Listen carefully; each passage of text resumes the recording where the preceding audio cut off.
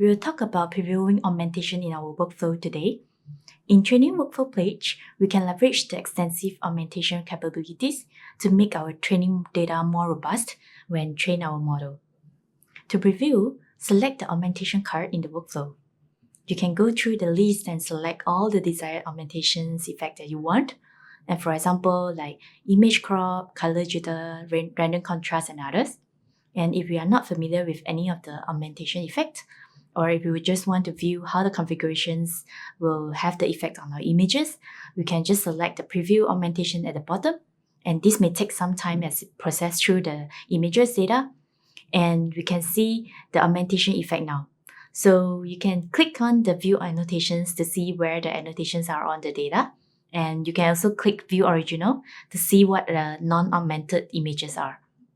With this, now we can clearly see how the augmentations will diversify our image datasets and in order for us to build a more robust model.